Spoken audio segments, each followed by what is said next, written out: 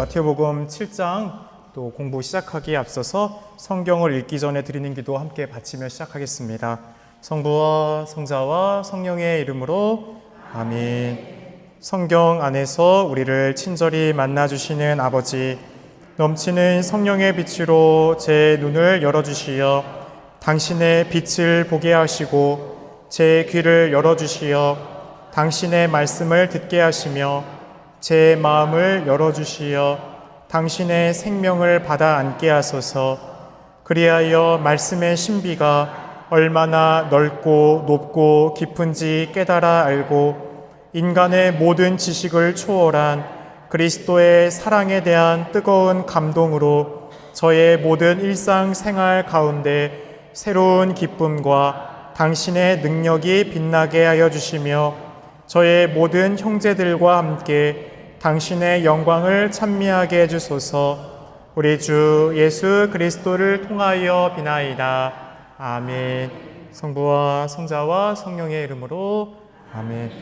한 주 잘 지내셨습니까? 네, 날씨가 점점 더워지는 이제 여름이 다가오고 있는데요. 요즘 환절기인 것 같아요. 아이들 기침이랑 감기가 계속 나오더라고요. 우리 교우분들도 그래요. 네. 성당 안에서 물 마시는 거 상관없어요. 근데 어르신들 이렇게 뭔가 마신다는 것 때문에 그럴 수 있는데 물 갖고 오셔서 물 드셔도 상관없습니다. 오늘 함께 시작하면서 이제 7장 함께 시작하면서 첫 번째 남을 심판하지 말한데요. 7장 1절 함께 읽으면서 시작할게요. 남을 심판하지 마라. 그래야 너희도 심판받지 않는다. 심판하다라는 동사는 헬라어로 크리노, 단순히 잘잘못을 넘어서서 타인의 마음속 의도까지 헤아리고 하느님처럼 그 사람의 전체를 정죄하려는 태도를 갖고 있는 동사입니다. 예수님께서는 우리 인간이 최종적인 도덕 판단자가 되는 것을 엄중히 경고하시죠. 하느님만이 모든 것을 올바르게 판단할 수 있는 분이죠. 우리의 모든 마음에 있는 동기와 의도까지 알 수 있는 분은 누구예요? 하느님밖에 없죠. 우리는 대개 겉으로 일어난 어떤 외부적인 결과만을 보고 판단하려고 하죠. 하지만 그렇게 수밖에 없었던 참작해야 되는 일들도 있잖아요. 하느님은 마지막 심판 때에 그런 부분까지도 정의롭게 다 바라보십니다. 그리고 예수님께서 그렇게 덧붙이십니다. 그래야 너희도 심판받지 않는다. 이 말씀은 단순한 도덕적인 충고가 아닙니다. 하느님의 심판 방식은 우리가 이웃에게 어떠한 태도를 보이는가에 따라 다시금 그게 우리에게 돌아온다라는 것을 들려주고 있습니다. 마태복음 5장 7절에 예수님께서 이렇게 말씀하셨죠. 행복하여라 자비로운 사람들, 그들은 자비를 입을 것이다 라고 했어요. 우리에게도 그대로 적용된다는 영적 원리인데요. 아우구스티누스 성인은 이렇게 표현했습니다. 타인을 정죄하는 자는, 곧 단죄하는 자는 하느님의 자비에서 자신을 제외시키는 자다 라고 했습니다. 즉 우리가 남을 향해 다친 마음을 지닌다면 하느님의 은총도 우리 안에서 막히게 된다라는 뜻이죠. 가톨릭 교회 교리서 1861항은 이렇게 경고합니다. 하느님의 자비를 거부하고 회개하지 않는 고의적인 판단은 영혼을 죽음에 이르게 할 수 있다. 오늘 우리가 복음에서도 함께 들었지만 마지막 한 입까지 갚기 전에는 네가 거기서 결코 나오지 못할 것이다 했죠. 우리가 다른 사람들과의 관계 안에서 화해하지 않고 그 미움을 끝까지 우리가 지니고 있다면 하느님 앞에 섰을 때 우리가 그것을 갚아내기까지 오랜 시간이 걸릴 겁니다. 그렇게 정말 중요한 것은 우리 아버지의 자비와 사랑을 늘 우리가 먼저 받고 있기에 다른 사람들을 우리가 판단하고 단죄하기보다 그들을 주님의 눈으로 볼 수 있는 마음을 끊임없이 청해야 돼요. 이게 훈련이 안 되면 반복이 되죠. 우리가 습관이라는 것은 반복되는 것이 몸에 배는 거잖아요.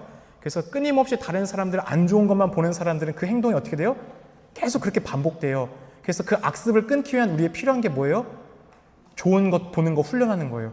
반대되는 7죄종도 그렇죠. 7극도 그 죄에 반대되는 덕을 쌓아야지만 그 죄의 뿌리를 뽑아낼 수 있잖아요.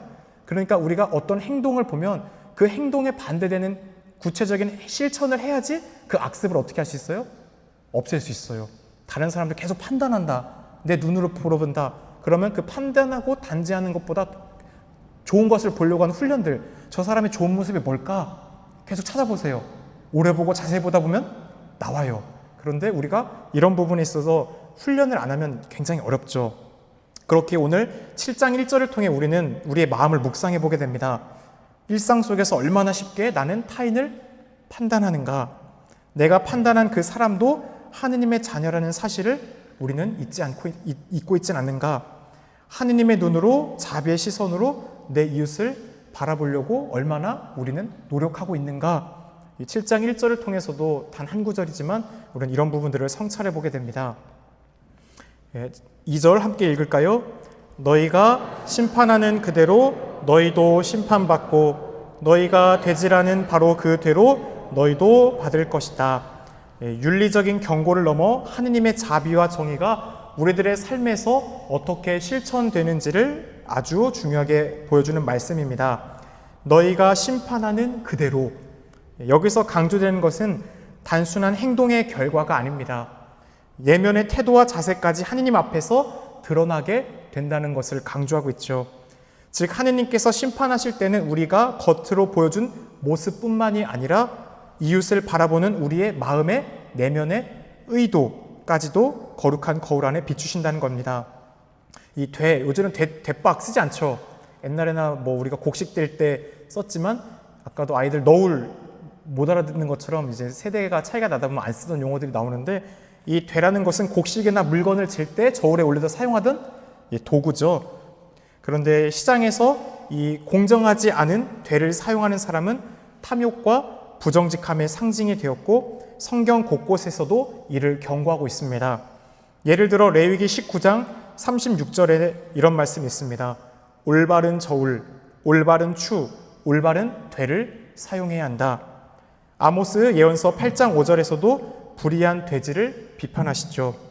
따라서 오늘 복음에서 말하는 이 되는 단순한 측량 도구만을 이야기하는 것이 아니라 우리가 세상을 바라보고 있는 우리의 마음의 태도, 그게 되박, 내 마음의 태도가 하는 그대로 다시금 나에게 돌아온다는 것을 다시 한번 말씀하고 있죠. 하느님께서는 우리가 이웃에게 얼마나 공정하고 자비롭게 대했는지를 기준 삼아 동일한 기준으로 우리에게 그것을 적용하신다라는 것입니다.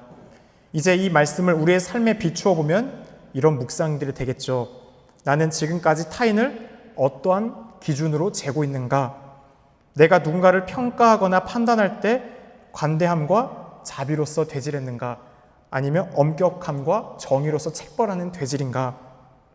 나의 상처나 자존심으로 비판의 잣대를 들이댄 적은 없는가? 라는 것을 묻게 됩니다.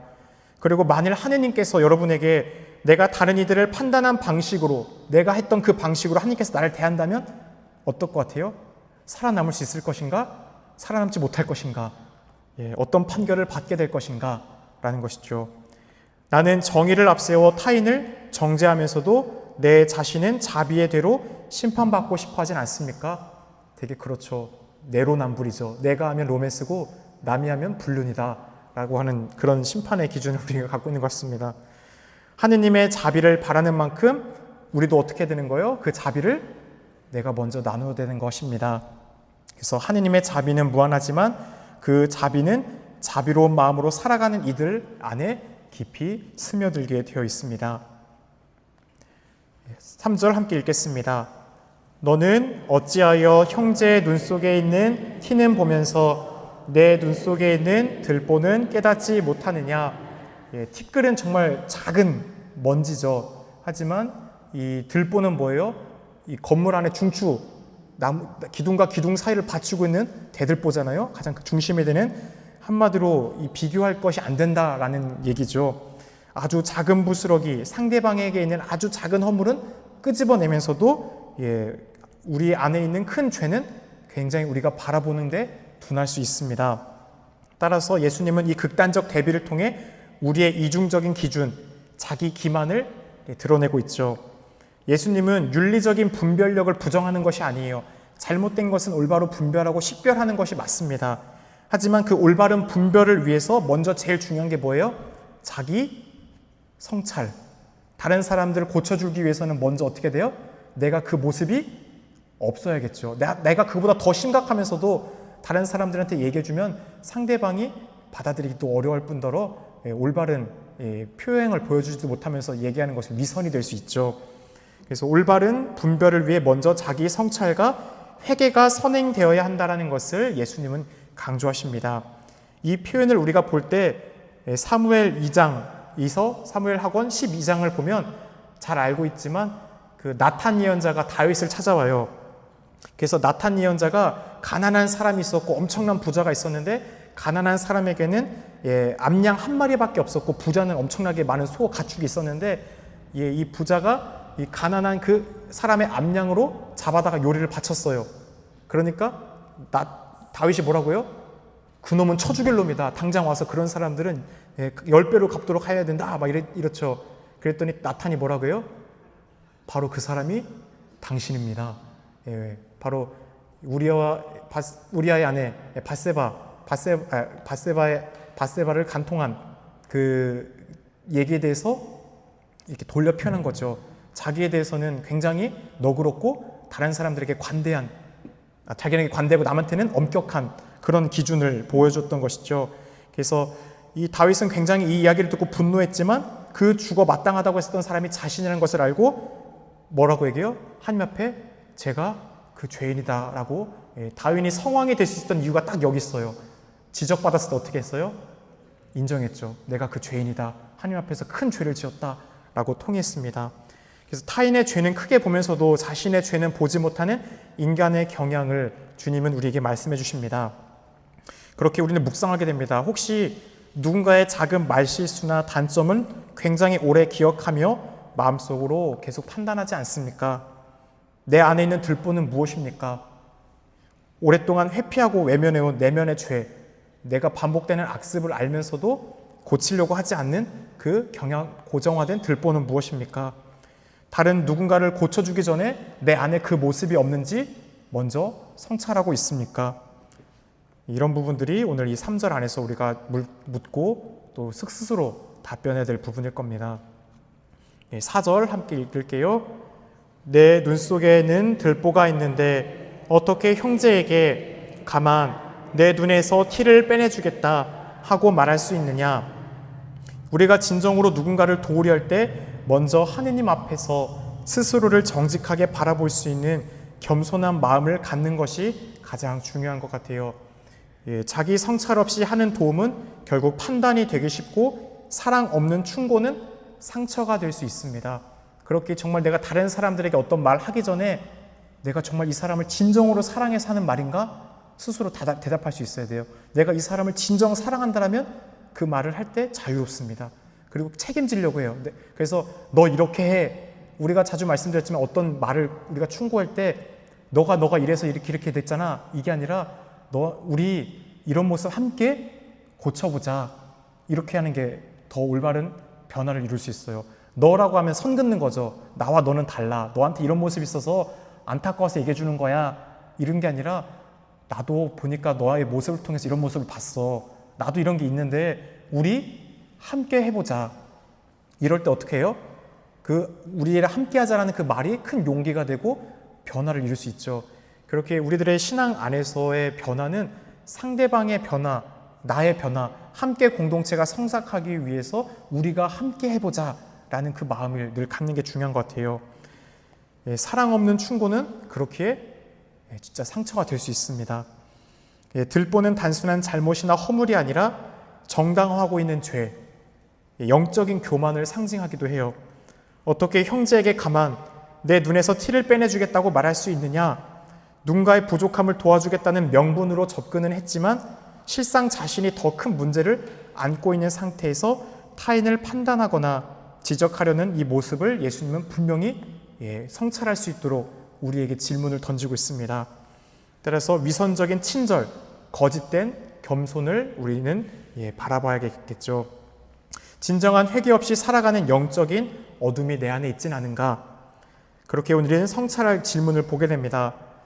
지금 누군가를 도우려는 마음 안에 진짜 진실된 사랑의 마음, 그 사람이 정말 그것을 벗어나서 잘 되기를 간절한 마음이 있는가?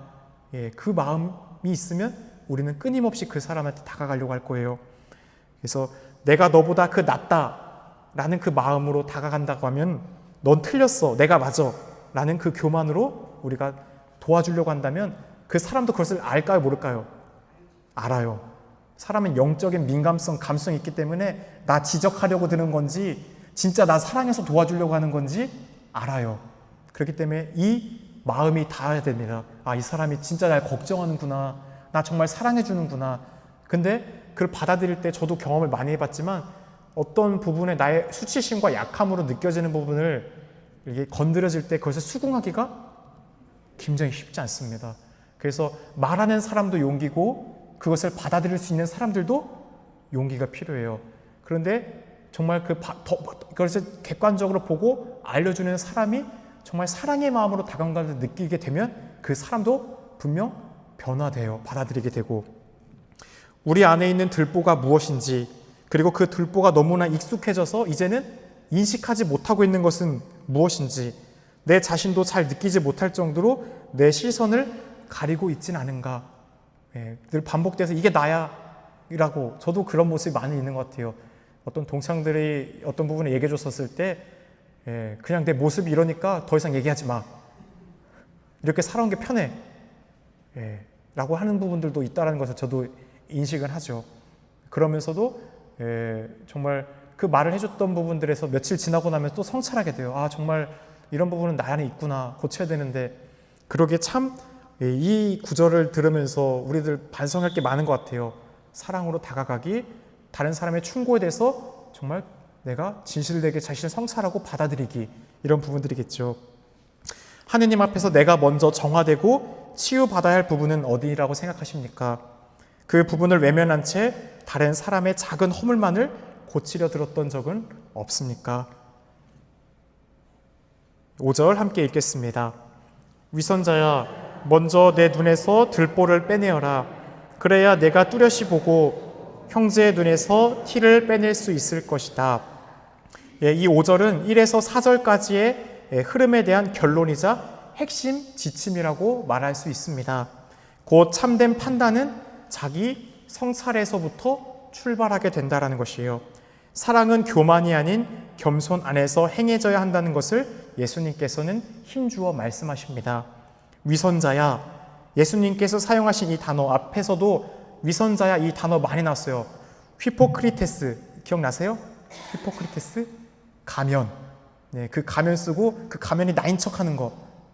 그런 모습으로 막 여러 개 바꿨을 때마다 거룩한 가면을 쓰고 거룩한 사람인 척하는 것. 바로 그게 헬라어 휘포크리테스죠. 위선자라는 단어의 어원이 거기서 나왔습니다. 가면을 쓴 배우를 뜻하죠. 겉으로 경건해 보이지만 내면은 정반대인 사람들을 예수님은 표현했습니다.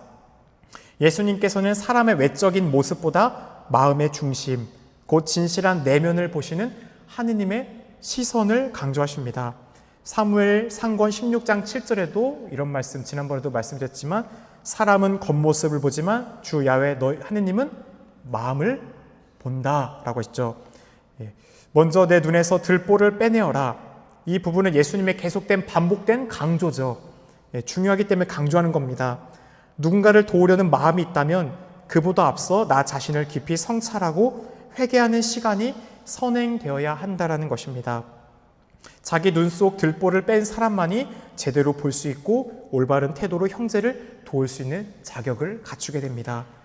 예수님은 보는 방식을 바꾸는 것, 즉 영적 시력을 되찾는 것이 중요하다라는 것을 가르치시죠.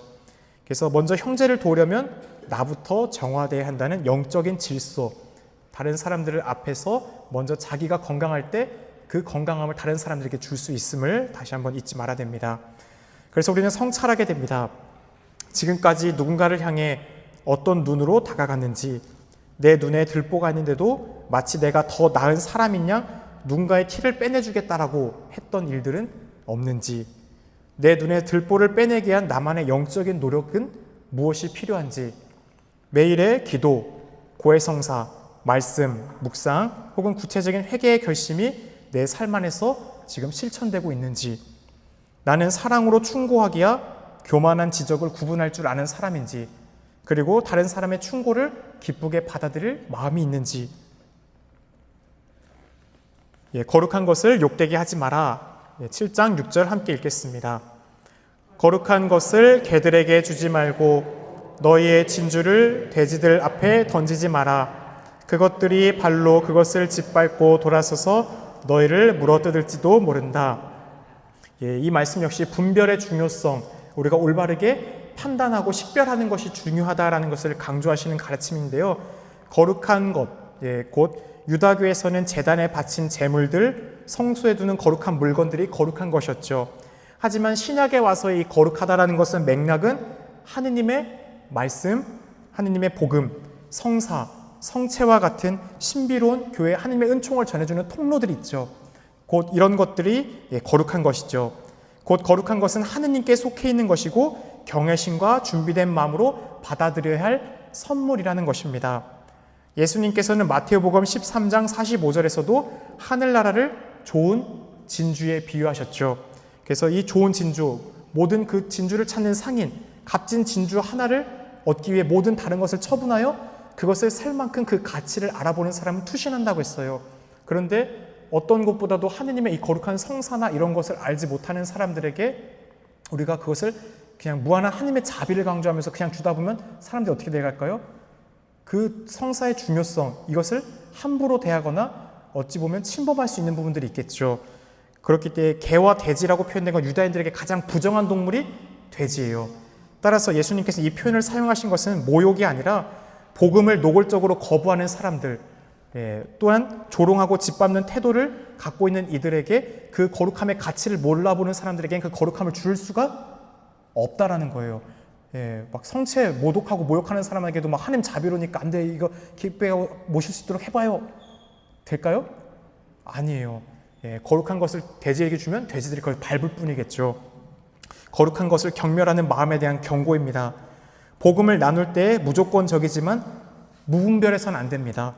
그래서 상대방의 영혼의 상태와 그 사람이 받아들일 준비가 되어 있을 때 하느님의 은총의 거룩함을 줄 수 있는 거예요. 그런데 우리가 오늘날 너무나 큰 하느님의 자비성을 강조하다 보면 하느님의 정의의 영역이 어떻게 될까요? 사라져요. 하느님은 분명히 자비롭죠. 그런데 어떻게 하다 보면 그 자비가 너무나 강조가 너무 중요하지만 이 기준이 그러니까 정확하게 우리가 이 균형을 잘 잡는 게 중요해요. 하느님의 자비만을 너무나 강조하다 보면 어떤 일이 생기나요? 이것도 괜찮지 뭐, 이 정도는 괜찮지 않을까 하면서 어떻게 돼요? 대충대충 신앙생활에 자기 입맛대라 이 정도는 하나님 다 용서해 주실 거야, 이런 엄격함이 사라지게 됩니다. 하지만 분명히 우리들의 삶 속에서 하나님이 우리에게 주신 율법의 기준에 따른 사랑의 정의로움이 있죠. 그 정의로움을 우리가 따를 수 있는 것을 잃어버려서는 안 됩니다. 그렇게 거룩함을 알 수 있어야 돼요. 거룩하다라는 것, 하느님 안에 있는 사람들은 따라서 이 거룩함의 영역을, 하느님께 죄를 지어서 우리가 자비를 요청할 수 있지만 처음부터 아버지 자비로니까 괜찮겠지? 이 생각과 살다가 안 그러려고 했는데 넘어져서 하느님의 자비를 청하는 것과 같아요? 달라요? 다른 거예요. 살다 보면 실수할 수 있죠. 넘어질 수 있어요. 그때 우리가 바라는 게 하느님의 자비지, 아버지 자비롭잖아, 뭐 이 정도 괜찮지 뭐, 이 태도는 바로 이걸 경고하는 거예요. 거룩한 것을 대들에게 주지 마라. 그것을 더 손상시킬 뿐이다. 그래서 무분별한 자비와 이런 나눔을 경계하시는 것이죠. 그렇게 우리 스스로 하느님의 거룩한 선물들, 성체, 성경의 말씀, 이 거룩함을 얼마나 의식하고 있습니까? 우리 손에 올리는 성체에 대한 그 거룩함의 존경들이 정말 내 안에 있어요? 어떤 분들 제가 손바닥에 전화번호 적지 말라고 했는데도 가끔씩 보여요. 손바닥에 오는 것들도 있고, 하느님 앞에 우리가 나오기 전에 어떤 복장이나 이런 문제들 아이들한테도 강조하거든요. 애들아, 성당 올 때 니네 크록스 신고 오는 거 아니야, 슬리퍼 신고 오는 거 아니야, 반바지 입고 오는 거 아니야. 근데 부모님들이 요즘은 그런 부분에 있어서 교육을 안 해요. 그러니까 애들이 다 보면 다 슬리퍼 신고 크록스 신고 반바지 입고 그렇게 와요. 왜 더운데 긴 바지 입어야 돼요? 이렇게 묻는 애들도 있어요. 이 거룩한 하나님의 제단에 올라간다는 의미를 모르는 거예요. 거룩한 것을 욕되게 하는 거죠. 다른 사람들이 봤을 때 그냥 저렇게 들어가면 되는구나 라는 악표향이 또 다른 사람들에게 악표향을 낳는 거죠. 그렇게 우리들의 삶 속에서 이 거룩함을 무시해버리게 되는 그런 것들을 경계해야 됩니다. 자연스럽게 우리 안에 악이라는 것은 한순간에 파멸시키는 게 아니라 어떻게 해요? 서서히 들어와요. 서서히 조금씩 그 거룩함을 잊어버리게, 흔들리게, 그렇게 이 정도는 괜찮지 않아? 때로는 그래서 이 기준에 대해서 우리가 식별하는 게 참 중요한 것 같습니다. 때로는 하나님의 자비로서 우리가 넘어가줄 부분도 있지만 때로는 하나님 안에서 그것이 모든 이들에게 걸려 넘어지게 하는 부분이라면 올바르게 세워놓고 가야 될 부분들도 있겠죠. 더우니까 반바지 괜찮아요? 아니죠. 그건 아니라는 거예요. 예, 슬리퍼 그냥 샌달이니까 양말 벗고 와도 돼요? 그거는 아니죠. 예, 성전이니까 사람들이 있을 때 그냥 떠들어도 돼요?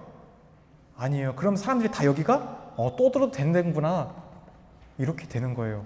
예, 그런 분위기가 점점점 퍼져가는 겁니다. 하느님의 집을 거룩한 사람으로 여기는 사람들이 있으면 그 분위기가 자리 잡아요. 아, 성전이지, 조심해야지, 조용하고 나가서 얘기해야지. 그런데 한두 명이 그 분위기를 깨기 시작하면 그게 그 오염도가 금방 퍼져요. 그래서 거룩한 것, 욕되게 하지 마라. 하느님이 우리에게 주신 은총의 통로들을 우리가 정말 잘 간직하고 있는지를 봐야 됩니다. 예, 일상 속에서 진주 같은 것을 너무나 우리는 쉽게 내어주지 않습니까? 스스로 그 가치를 가볍게 여기지 않습니까? 이게 그런 것이 우리 삶에 성찰해 볼 부분입니다. 우리의 말과 행동으로 그 거룩한 것을 깎아내리는 모습은 없었는지를 돌이켜보면 좋겠습니다. 예, 청하여라, 찾아라, 두드려라. 예, 7장 7절 함께 읽겠습니다. 청하여라, 너희에게 주실 것이다. 찾아라, 너희가 얻을 것이다. 문을 두드려라, 너희에게 열릴 것이다. 이 구절은 단순한 기도의 격려를 넘어서 하느님과 우리 사이의 신뢰의 관계, 그리고 그분의 자비로운 성품을 깊이 드러내는 말씀이시죠. 여기서 세 가지 동사가 사용됐었어요. 청하여라, 아이테이테, 찾아라, 제이테이테, 두드려라, 크루에테. 그래서 이 세 동사 헬라어 원문은 현재 명령이에요. 현재 그러니까 이 말씀을 하면 지속적으로 반복해야 된다는 거예요. 한 번 하고 끝이 아니고 끊임없이 이것을 진행을 해야 된다라는 것이 현재 진행이죠. 그래서 곧 인내와 끈기 있는 기도를 하라는 것입니다. 그래서 인내와 끈기를 갖고 기도하는 것이 청하는 것이죠. 우리가 청하고 찾고 두드리라고 했어서 아무거나 청하고 아무거나 찾고 아무나 두드리라는 것이 아니죠. 예전에 이 영화 잘 보여줬던 부분을 얘기 들었었는데 강릉 때도 그 짐 캐리가 나왔었던 갑자기 영화 제목이 생각 안 나네요. 브루스 올마이티드. 예, 브루스 올마이티드라는 영화가 있어요. 맨날 모든 일이 안 되니까 신한테 짐 캐리가 맨날 막 따져요. 하느님 왜 저한테 이런 안 좋은 것만 주고 왜 되는 일 하나도 없습니까? 막 이러는데 어느 날 신이 짐 캐리가 와서 나 휴가 갈 테니까 너 신해. 네가 하고 싶은 거 다 해봐 하고 능력을 줘요. 그래서 이 짐 캐리가 처음에는 자신을 위해서 막 능력을 남용하죠. 그러던 도중에 이제는 신에게 기도하는 내용들이 막 들려요. 전 세계 모든 사람들이 신에게 뭐 이거 해주세요 막 기도하잖아요. 그러는 가운데 처음에는 분별해서 그것을 타다가 나중에 귀찮으니까 모든 청원들 다 예스, 불면 없겠지 라고 했는데 어떻게 될까요? 세상은 더 좋아졌을까요? 아니요, 세상이 더 혼란스러워져요. 예, 사람들이 청하는 것이 다 좋은 것만 있는 것은 아니죠. 예, 막 로또가 한 날에 몇천 명, 몇만 명이 되니까 막 몇백 원밖에 안 되니까 막 사람들이 나가서 막 항의하고, 예, 막 운석 떨어지고, 뭐 누군가 막 폭력이 일어나길 원하는 사람들도 있잖아요. 결국 우리가 청해야 된다는 것, 첫 번째로 예수님은 이게 분명히 말씀하셨어요. 주님의 기도를 하기 전에 하느님 나라의 의로움을 청해라. 그러면 나머지 모든 것들은 다 곁들여 받을 것이다. 그리고 구체적으로 청해야 될 게 나온 게 뭐예요? 주님의 기도에 7가지 청원이에요. 우리가 무엇을 청해야 되는지, 먼저 하느님 나라의 그 아버지의 이름, 하느님 나라의 의로움, 그분의 뜻, 그것이 먼저 이루어질 때 이 세상에서 필요한 후반부의 4가지 것들은 우리가 다 받을 것이다라는 것을 믿으라고 하시는 거잖아요. 그렇게 우리들의 삶 속에서 진정 우리가 청해야 되는 것은 영원함, 예, 하느님께서 우리에게 주고자 하시는 그 가치를 먼저 청해야 되는 것입니다. 예, 찾는다라는 것은 삶의 여정에서 하느님의 뜻을 탐구하는 자세죠. 그렇게 우리가 기도할 때 우리가 아버지께서 나에게 주고자 하시는 그 뜻을 알아듣기 위해서 기도하는 거라는 것을 말씀드렸잖아요. 내가 아버지께 바라는 것을 말씀드릴 수 있어요. 그런데 그 말씀을 청원을 갖고 계속 기도하다 보면은 어느 순간 하느님이 우리의 마음을 어루만져 주셔요. 그리고 그 가운데서도 내가 청하는 것보다 이쪽 방향, 하느님이 나에게 주고자 하시는 것이 무엇인지를 성령을 통해 분별하게 해줍니다. 그렇게 우리는 오랜 시간 동안 청하고 찾는 것이 필요합니다. 하느님의 뜻을 탐구하는 자세로 두드린다라는 것, 하느님의 침묵 속에서도 포기하지 않고 기다리는 믿음의 용기입니다. 인디언 기우제라는 말 있잖아요. 인디언들이 기우제를 지내면 반드시 비가 오는 이유는 비가 올 때까지 포기하지 않고 계속 기우제를 지내기 때문이에요. 우리들의 삶 속에서 이렇게 간절히 기도했던 적이 있어요, 여러분들? 네, 저도 살면서 간절히 기도했던 적, 네, 제 삶에서 딱 한 번 간절히 기도했던 적이 딱 그거예요. 그때 저번에 말씀드린 어머니 수술하실 때 진짜 밤새 간절히 기도했던 적이에요. 네, 그만큼 삶에서 소중한 것이 있으면 그것을 위해서 청하고 찾고 두드리죠. 네, 그런데 그 기도 안에서도 우리가 첫 번째 청원과 두 번째 청원은 내가 변화됐었던 걸 말씀드렸잖아요.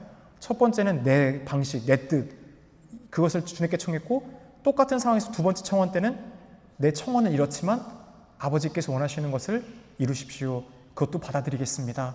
라는 것으로 받게 됐죠. 그게 바로 우리들의 삶 속에서 청하고 찾고 문을 두드리는 삶 속에서 변화를 이루는 것이라고 생각합니다. 하느님께 다가서는 태도는 한 번의 요청이 아닙니다.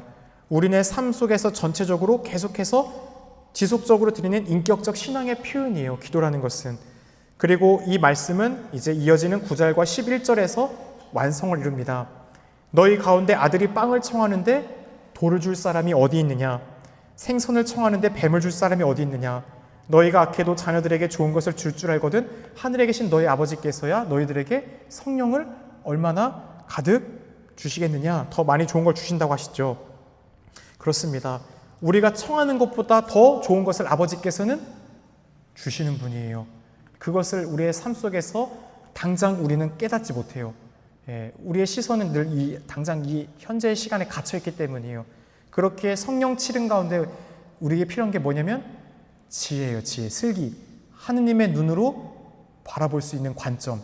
하느님의 눈으로 볼 때 당장 여기만이 아니라 그 마지막 복착 지점 안에서 그분이 우리에게 주고자 하시는 것을 바라볼 수 있기 때문입니다. 이 7절을 통해 우리는 성찰하게 됩니다.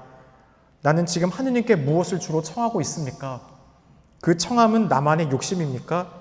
아니면 하느님의 뜻 안에서 이루어지기를 바라는 간절함, 하느님의 뜻입니까? 나는 기도하다가 포기한 적이 얼마나 많습니까? 혹시 기도하다가 들어주면 좋고 아니면 말고 라는 식의 기도를 하지 않습니까? 기도를 드리다 지치거나 응답이 없는 것 같아서 스스로 접어버렸던, 포기했던 그런 적은 없습니까? 하느님은 지체할 수 있는 분인데도 결코 외면하진 않습니다. 네, 그분은 우리의 삶에서 모든 것을 다 기억하시는 분이에요. 결코 외면하지 않습니다. 단지 우리가 청하는 것이 그분 뜻 안에 올바르지 않으면 그 뜻의 정화를 위한 시간을 하느님은 허락하실 분이겠죠. 지금 우리는 어떠한 문을 두드리고 있습니까? 이 세상의 문입니까? 아니면 하느님 나라에 들어가는 영원함의 문입니까? 나의 방향성과 목적이 어디를 향하고 있는지 청하고 찾고 두드리라는 이 구절은 우리에게 묵상하게 합니다. 7장 8절 함께 읽겠습니다. 누구든지 청하는 이는 받고 찾는 이는 얻고 문을 두드리는 이에게는 열릴 것이다. 앞선 7절의 가르침을 확신하는 선언으로 하느님의 자비로심과 응답에 대한 굳건한 약속을 다시금 우리 마음속에 새겨주시고 있죠. 예수님께서는 하느님을 먼 분이 아니라 우리에게 가까운 인격적인 친근한 아버지라고 소개시켜 주셨습니다. 늘 문을 열고 기다리시는 분으로 소개하고 계시죠. 누구든지라는 이 짧은 단어 하나에 예수님의 마음이 깊이 담겨져 있습니다. 예외가 없다라는 거예요. 그 누구도 예외됨 없이 유다인이든 이방인이든 남자든 여자든 죄인이든 의인이든 하느님께 청하는 모든 사람은 하느님의 응답의 대상이 됩니다. 하느님께서는 자격을 갖춘 사람들만의 기도를 들어주시는 분이 아니시죠.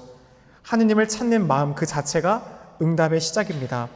그렇게 예수님께서 세 가지 기도 태도를 다시금 반복하십니다. 하지만 이번에는 각 기도에 따른 응답이 분명히 연결되어 표현되고 있죠. 청하는 이는 받는다라는 것, 곧 하느님은 우리의 청원에 항상 귀를 기울이고 있다라는 것을 들려주십니다. 찾는 이는 어떻게 돼요?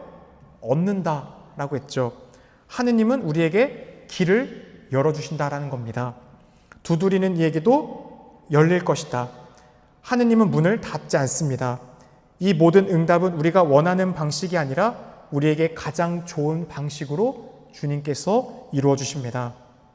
그렇게 예수님께서는 아버지의 뜻이 하늘에서와 같이 땅에서도 이루어지소서라고 기도했던 것처럼 우리도 주님, 저는 이런 것들을 주님께 청합니다. 하지만 우리는 다 알지 못하기 때문에 아버지의 뜻을 식별할 수 있게 주님 도와주십시오.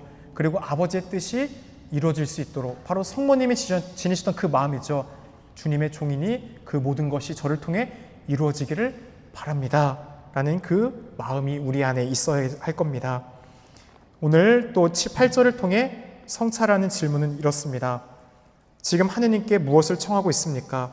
그 청함은 내 바람입니까? 아니면 하나님의 뜻 안에서 이루어지기를 바라는 것입니까? 나는 하느님께 청하기만 하고 있진 않습니까? 기도한 뒤에 그 청을 내가 찾고 있는지, 그 길을 향해 걸어가고 있는지, 그것을 이룰 수 있도록 내가 구체적인 하느님의 은총을 받기 위한 어떤 행동들을 하고 있는지, 믿음의 행동을 하고 있는지, 어떤 노력을 수반하는지, 더불어서 하느님이 응답이 내 기대와 다를 때 나는 그것을 어떻게 받아들입니까? 내가 했던 것과 다른 하느님의 응답이 왔었을 때, 하느님의 시간과 하느님의 방식이 나의 생각과 다를 때 우리는 그 가운데 더 깊은 믿음으로 그것을 따를 수 있는지, 바로 이 구절을 통해서 우리는 묵상해 보게 됩니다. 9절과 10절입니다. 함께 읽겠습니다. 너희 가운데 아들이 빵을 청하는데 돌을 줄 사람이 어디 있겠느냐? 생선을 청하는데 뱀을 줄 사람이 어디 있겠느냐?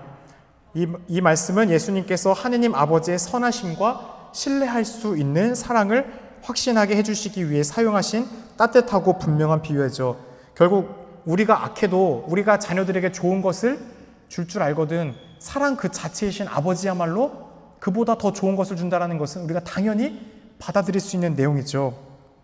그렇게 유다 사회에서 아버지는 가족을 보호하고 자녀의 필요를 채워주는 책임이 있었습니다. 오늘날 우리에게도 직관적으로 이해가 되는 비유이죠. 빵은 생존의 필수적인 음식이고 돌은 비슷하게 생겼지만 먹을 수 없고 오히려 위협이 되는 물질입니다. 예수님께서는 겉모습은 비슷하지만 실제로는 전혀 다른 것을 대비시키며 하느님께서는 우리에게 결코 해로운 것을 주시는 분이 아니다라는 것을 강조하시죠. 생선은 팔레스티나, 특히 갈릴레아 호수 지역에서 먹던 음식입니다. 뱀은 구약에서 부정한 동물로서 간주되었던 것이죠. 그래서 흔히 먹던 정결한 음식인 생선과 부정한 동물인 뱀을 대비를 시키죠. 너희 하늘의 아버지께서 해로운 것을 주시겠느냐라는 것을 더 극명하게 대조하기 위한 표현입니다. 따라서 수사학적으로 이 두 구절을 통해 청중들이 어떤 대답을 하게 만든 거예요? 하느님은 우리에게 좋은 걸 주시는 분이다. 인간적으로 우리들이 세상에 악해도 좋은 것을 줄 아는데 아버지야말로 당연히 우리에게 청하는 것보다 더 좋은 것을 준다라는 자연스럽고 확실한 반응을 이끌 수 있도록 예수님은 수사학적 기법을 통해서 우리에게 깨우침을 주고 있는 것이죠. 그래서 아우구스티누 성인은 이 구절을 통해 이렇게 해석했습니다. 하느님은 우리가 구하는 것을 다 주시지는 않지만 우리가 구하는 것보다 더 나은 것, 더 좋은 것, 진정 필요한 것은 주신다. 우리가 구하는 것을 다 주시진 않지만 그보다 더 우리에게 좋은 것을 분명히 주신다라는 것입니다. 가톨릭 교회교리서도 2737항에서 이렇게 가르칩니다. 우리는 때때로 응답받지 못했다고 느끼지만 사실 하느님께서는 우리의 무지와 유한함을 넘어서 항상 우리의 영원한 구원에 가장 유익한 방식으로 응답하신다. 우리는 기도할 때 하느님께서 반드시 내게 가장 좋은 것을 주신다는 믿음 안에 머물고 있습니까? 이 질문을 해보게 되죠. 내 삶에서 돌인 줄 알았지만 시간이 지나고 보니 빵이었던 순간은 없었습니까? 주님께 청했는데 왜 돌 주시지? 했는데 그게 보니까 내 눈엔 돌이었지만 더 중요한 빵이었구나. 돌이켜보면 어떻습니까? 그런 시간들이 여러분에게도 필요해요. 고통이라는 것은 분명 피하고 싶지만 그 고통을 통해 배우는 것이 있을 때 그 고통은 의미가 있습니다. 하느님의 침묵 앞에서 하느님의 침묵이 거절이 아니라 기다림의 시간일 수 있다는 것, 믿음 안에서 또 또한 우리가 더 큰 성장을 이룰 수 있도록 그분이 기다려주신다는 것이 침묵이라는 것을 우리는 체험해야 합니다. 기도가 즉시 응답되지 않더라도 하느님의 자비를 신뢰하는 훈련을 나는 이어가고 있는지 다시 한번 묵상해 보아야 합니다. 11절 너희가 악해도 자녀들에게 좋은 것을 줄 알거든 하늘에 계신 너희 아버지께서야 당신께 청하는 이들에게 좋은 것을 얼마나 더 많이 주시겠느냐. 최종 목적이 이 구절 안에 다 들어가 있습니다. 하느님은 아버지시며 우리는 그분의 사랑받는 자녀로서 아버지는 우리에게 좋은 것을 주신다라는 것이죠. 너희가 악해도 인간의 불완전함을 그대로 인정하는 말이죠. 우리의 인간은 원죄 이후로 죄로 기울어지는 성향이 있어요. 우리가 하느님을 향한 우리의 시선을 그분을 향해 우리의 눈을 마주치지 않으면 끊임없이 어떻게 될 것 같아요? 기울어져요. 어둠 쪽으로. 이게 원죄의 특징이에요. 사욕이라고 하죠. 탐욕이라고 하도 죄로 기울어지는 성향이 우리 안에 자리 잡고 있습니다. 그게 바로 우리가 하나님의 모상으로 선성 태어났지만 그 첫 인간이 지은 내가 짓지 않은 원죄 안에서 우리가 기울어지는 성향을 있음을 하느님께서는 아시기에 우리를 구원하시기에 이 땅에 당신의 아들을 통해 끊임없이 그 빛을 바라볼 수 있도록 우리를 도와주시죠. 그렇습니다. 우리의 그 약함에도 불구하고 예수님께서는 자녀에게 또한 구원의 길을 열어주십니다. 항상 좋은 선물을 주고 싶어 하시죠. 이 그림에 보면 예수님이 선물을 주시는데 그 선물의 포장지가 자주 표현하지만 뭐예요? 고통이라는 포장지로 쌓여 있다는 거예요. 그 고통이라는 포장지를 뜯고 싶어요? 안 뜯고 싶어요? 고통 누가 뜯고 싶어 하겠어요? 다 피하려고 하지. 근데 그 고통이라는 것 안에서 하느님이 우리에게 주고자 하시는 영적인 성숙, 사랑을 배우게 되는 거예요. 십자가 지는 방법. 그 안에 구원이라는 구원이 있어요. 근데 그 구원의 선물을 뜯으려면 이거를 가야 돼요. 예수님 보여줬던 십자가라는 그 포장지를 뜯어야 돼요. 근데 많은 사람들이 그 십자가라는 포장지를 원치 않는다 이거예요. 당장 보여지는 그 외적인 모습을. 그래서 우리는 주님이 주고자 하는 그 안에 있는 선물을 바라볼 수 있어야 됩니다. 그러나 그런 하느님의 무한한 자비와 사랑, 하느님의 선하심 앞에서 우리들이 때로는 인정하지 못하고 흔들리기도 하고 넘어지기도 하지만 정말 아버지께서는 우리에게 좋은 것을 줄 수 있는데 이것을 이해하기 어려운 때가 있어요. 그 욥기를 보시면 하느님의 전능하심과 선성, 자비 가운데 그 당시에 인류가 표현하려고 했던 이해할 수 없는 삶의 고통과 악에 대해서 쓰려고 풀이해 주려고 했던 게 뭐예요? 욥기예요. 근데 욥기 결론 뭐예요? 모른다, 믿어라. 여러분 과학적인 것으로 접근하는 게 아니라 욥은 그 당대 하느님 앞에서 가장 의로웠던 이라고 표현되죠. 죄를 진 적도 없고 하느님께 정말 충실하게 살았던 사람이에요. 그런 그에게 악마가 와서 뭐예요? 하느님, 욥이 괜히 하느님 섬기겠습니까? 하느님이 잘해주니까 섬기는 거 아닙니까? 한번 쳐보십시오. 가족도 치고 건강도 잃어보고 재산도 다 뺏어보십시오. 당신 저주하고 원망할 겁니다.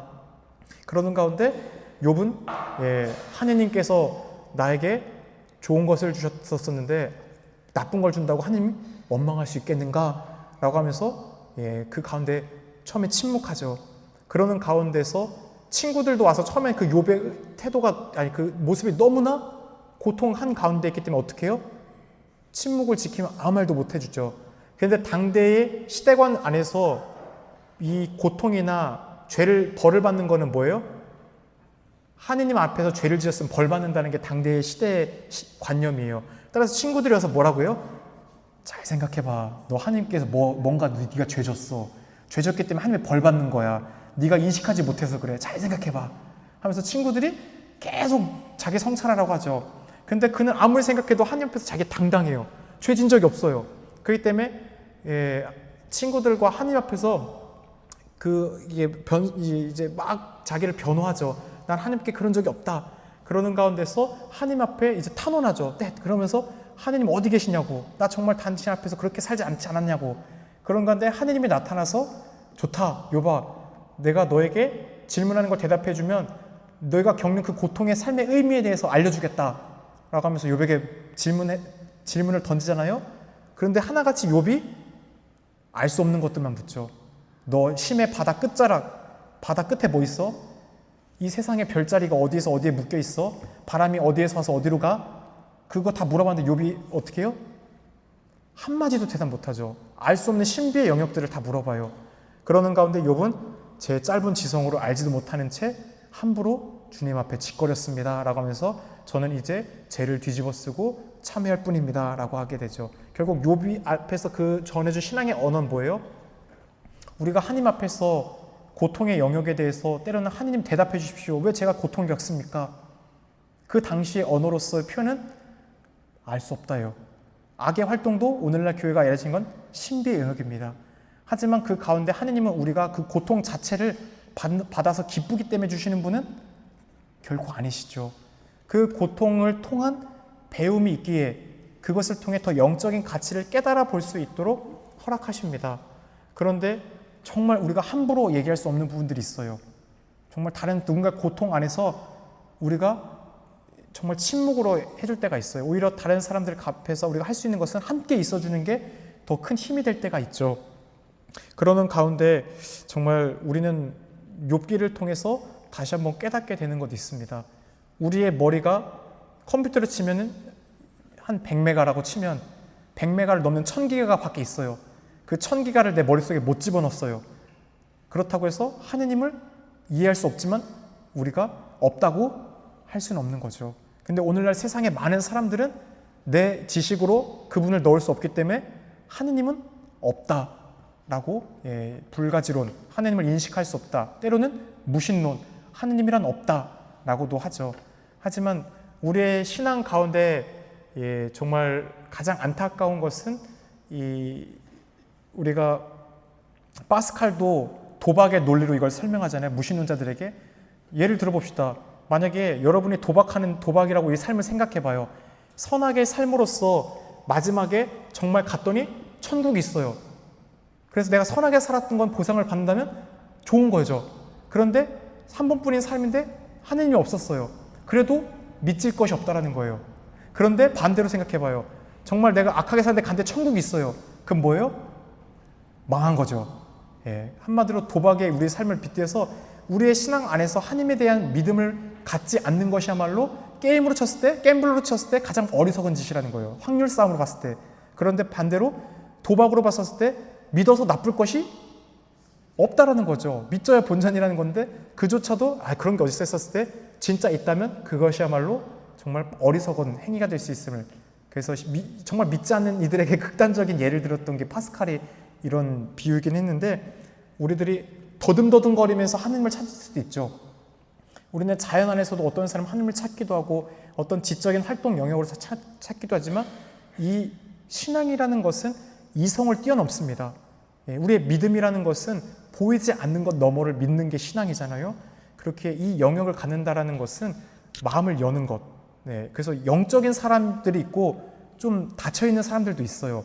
그래서 어떤 사람들은 조금만 얘기를 듣고도 구원에 대한 확고한 믿음을 갖는 사람이 있고 한 달 내내 교리 들었는데도 한 달이 아니라 6개월 동안 교리 들었는데도 못 믿겠다고 떠나가는 사람도 있습니다. 그래서 이런 믿음이라는 것은 그 각자의 삶 안에서 하나님 안에서 자신이 얼마나 열려 있는가라는 것인 것 같아요. 그래서 하늘에 계신 너희 아버지 하느님은 단지 전능하신 창조주가 아니라 우리를 보살피시는 정말 사랑 가득한 아버지시로 표현하고 있습니다. 그래서 우리는 그분의 사랑에 다시 한번 믿음을 두고 우리의 삶 안에서 그분은 늘 구원의 가장 좋은 선물을 가장 좋은 때 주신다라는 것을 믿고 따라가야 합니다. 황금률 7장 12절 함께 보겠습니다. 그러므로 남이 너희 길을 해주기를 바라는 그대로 너희도 남에게 해주어라. 이것이 율법과 예언서의 정신이다. 그러므로 이 짧은 접속사는 앞서 말씀하신 모든 가르침과 이 말씀이 연결이 된다는 뜻이죠.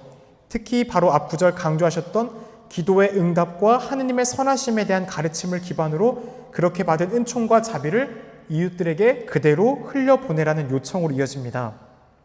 예수님께서는 우리가 하느님께 받은 것을 홀로 간직하는 것이 아니라 관계 안에서 실천하고 나누는 삶으로 이어져야 한다고 가르치시는 겁니다. 남이 너희에게 해주기를 바라는 그대로 너희도 남에게 해주어라. 이 구절은 단순히 남에게 해를 끼치지 마라 이런 소극적인 것이 아니에요. 이 말이 공자님도 하셨죠. 네가 남 시키기 싫은 거, 남이 너에게 시키기 싫은 거, 한마디로 남이 와서 너에게 시키면 하기 싫은 거 너도 어떻게 해요? 시키지 마라 라고 했어요. 근데 이것을 능동적으로 바꿨죠. 수동태가 아니라 능동태로 먼저 받고 싶은 걸 가서 해줘라 라고 했습니다. 그래서 소극적 윤리가 아니라 적극적 사랑으로 실천하라는 요청이죠. 내가 받고 싶은 말, 내가 받고 싶은 태도, 상대방이 나를 대하는 그런 배려와 용서가 있다면 내가 먼저 그것을 살아가라는 것입니다. 이것이 율법과 예언서의 정신이다. 바로 율법과 예언서, 그 모든 율법과 예언서의 정신은 사랑이고, 사랑이라는 것은 소극적인 것이 아니라 뭐라는 거예요? 능동적이다라는 거예요. 내가 먼저 가서 해주는 것. 그렇게 최후의 심판 때도 그 기준이잖아요. 옆에 굶고 있는 사람, 옥에 갇힌 사람, 힘들어하는 사람, 목마른 사람한테 먼저 다가갔던 능동적인 사랑의 자세가 있던 사람들이 하나님 오른쪽에 있었죠. 하지만 수동적인 자세, 내가 무엇인가 알았으면 했을 텐데 라는 그런 소극적 자세는 우리들의 삶에서 사랑의 삶과 우리를 멀어지게 합니다. 그렇기에 이러한 모습을 기억하면서 이 두 계명, 곧 하느님과 이웃을 사랑하는 것이 율법과 예언서의 골자고, 하느님 사랑과 이웃 사랑은 바로 우리가 적극적으로 하는 것이다라는 거예요. 소극적, 내 삶 속에서 피하려고 하면 우리의 사랑에 늘지가 않습니다. 어찌 보면 우리 삶 속에서 나를 죽이고 낮추고 비우고 희생하는 그 삶의 나날들, 끊임없이 반복되고 우리가 숙지하고 노력하려고 하는 그 시간들은 정말 되게 힘겹고 고통스럽죠. 우리의 이웃들과 관계를 생각해 보세요. 부딪힐 때, 다 때려치고 싶을 때 많죠. 내가 왜 이렇게 힘들게 살아야 돼? 그냥 그러면서 관계를 포기하고 싶어지고, 내가 더 그냥 편한 방식은 뭐예요? 안 만나면 돼요. 그럼 편한 방식이죠. 근데 그런 우리가 담을 쌓는 방식들이 계속해서 우리 삶에 살아가다 보면 결국 그 삶은 우리를 구원으로 이끄는 것이 아니라 어떻게 해요? 멸망으로 이끄는 겁니다. 죽음의 길로. 하느님의 사랑의 능력을 점점 잃어가게 만드는 것이죠. 그렇게 능동적으로 하는 것, 능동적인 사랑은 무엇이에요? 내가 먼저 다가가서 그것을 사랑해 주려고 하는 것, 용서해 주려고 하는 것, 자비를 베풀려고 하는 것, 바로 그것입니다. 우리가 그것을 할 수 있는 이유는 딱 한 가지예요. 누가 먼저 했기 때문이에요? 예수님. 그분이 나를 늘 그렇게 대해주시기 때문이에요. 그분이 오늘도 나를 그렇게 먼저 다가와서 사랑한다 아들아, 사랑한다, 너를 용서한다, 네가 청하니 너에게 자비를 베풀어 주겠다 라고 하시죠. 나는 오늘 내가 받고 싶은 방식으로 먼저 다른 사람에게 다가갔는지 묻게 됩니다. 나의 말 한마디나 표정 하나, 행동 하나에 자비로운 배려가 담겨 있는지. 그리고 우리는 이런 시도를 했었을 때 상처받는 경험들이 더 많아요. 좋은 표현으로 이렇게 했는데 한 번씩 이렇게 피드백이 어때요? 나를 바보로 하나? 내가 호구인가? 이렇게 생각할 때 딱 접게 되죠. 세상 안에서 우리가 올바른 선으로 나가면 세상 사람들은 그것을 더 이용해 먹을지도 모릅니다. 하지만 그 가운데서도 우리에게 지치지 않는 마음과 사랑을 잃지 않는 것이 바로 우리에게 필요한 것 같아요. 그것을 잃지 않는 마음, 꺾이지 않는 마음. 요즘 중꺾 말하죠. 중요한 것은 꺾이지 않는 우리의 마음, 의지, 사랑의 의지. 내가 바라는 사랑과 이의 격려를 누군가에게 먼저 실천한 적이 있습니까?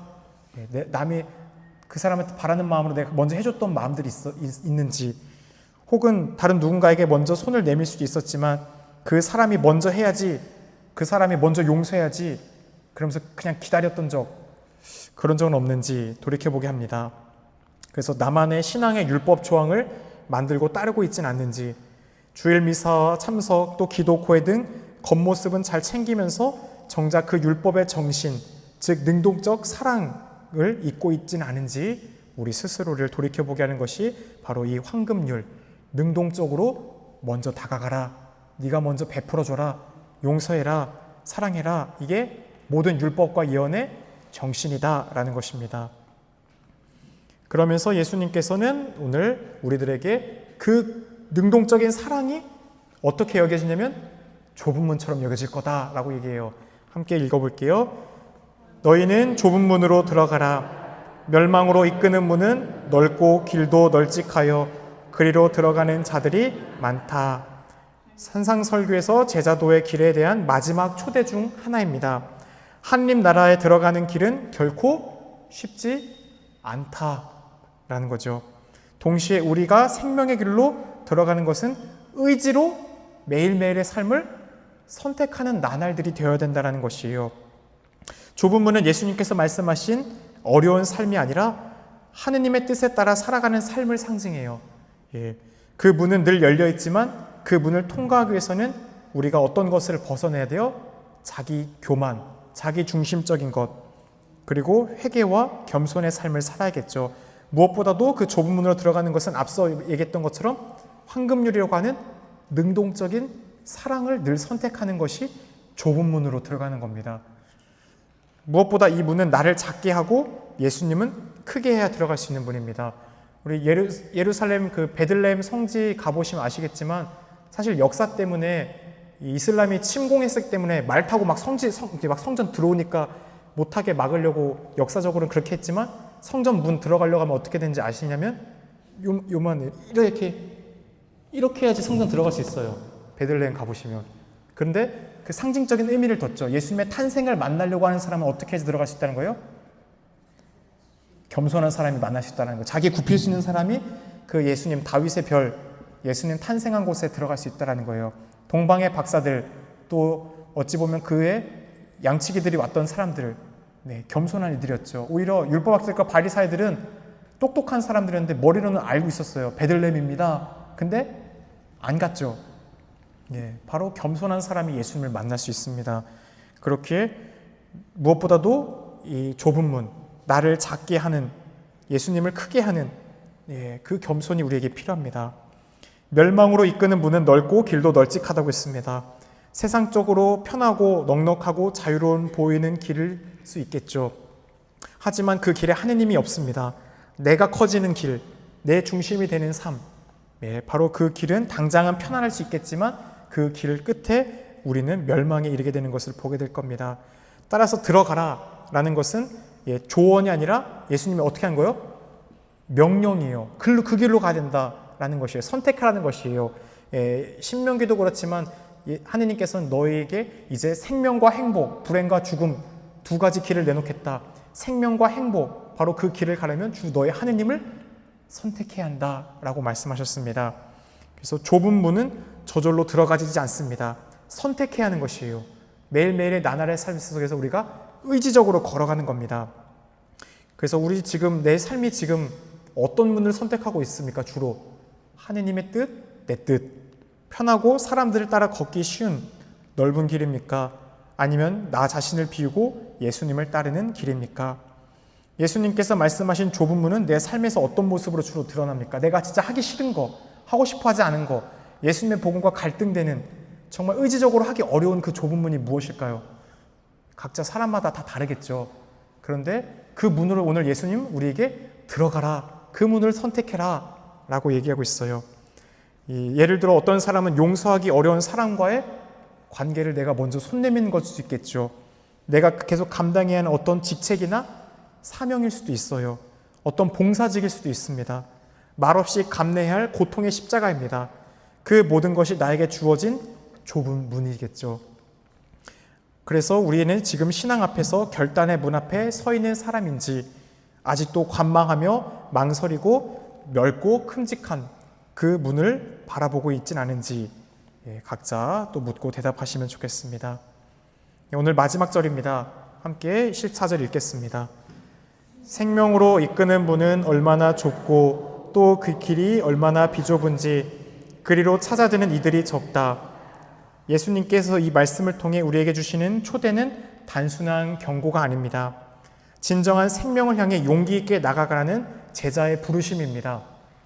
이 길은 쉽지 않지만 영원한 생명을 약속하는 유일한 길이죠.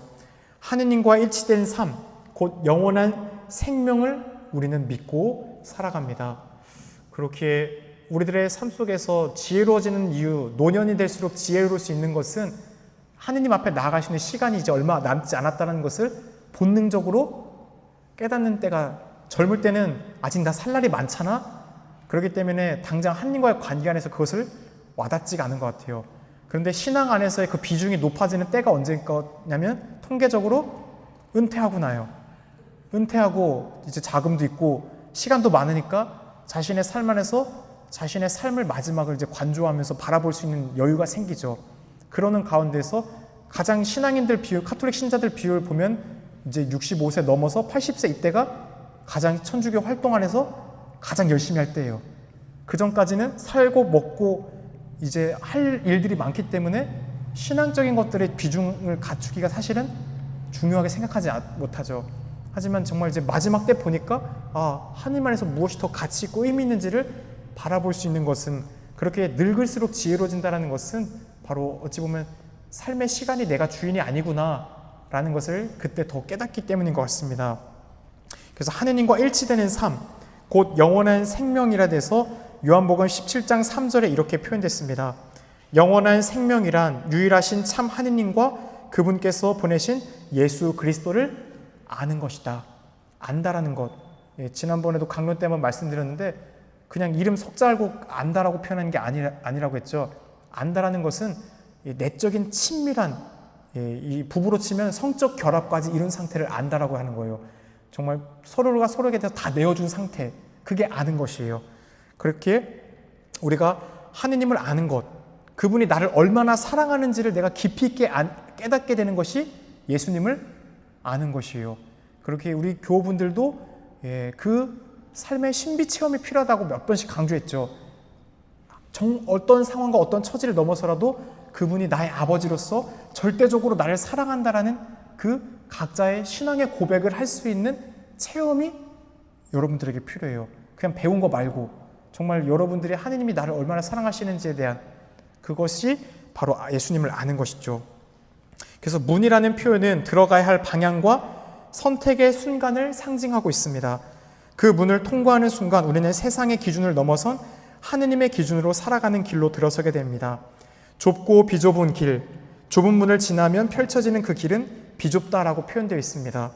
여기에서는 순명과 회개의 여정, 사랑을 선택하는 고통을 표현한 것이죠. 우리가 예수님이 주신 그 포장, 사랑을 배우기 위한 의지적인 고난의 고통을 인내하는 것은 분명 인내와 훈련의 시간입니다. 그 길은 화려하지도 않고 사람들이 많이 따르지 않습니다. 그러나 예수님께서 먼저 걸어가신 그 길 끝에 무엇이 있다라고 했어요? 참된 영원한 생명과 구원이 기다리고 있습니다. 그렇기에 예수님은 이 길을 선택하는 사람들이 많지가 않다고 했습니다. 믿음을 말하는 사람은 많아도 좁은 길의 고통과 충실함을 끝까지 감내하는 이는 적다라는 가르침입니다. 하지만 여기서 중요한 것은 숫자가 아니라 그 길의 진리성입니다. 진리는 언제나 소수에서부터 시작되었고 믿음은 언제나 세상의 편안함보다 주님의 길을 따르기를 택한 사람들 앞에 자라납니다.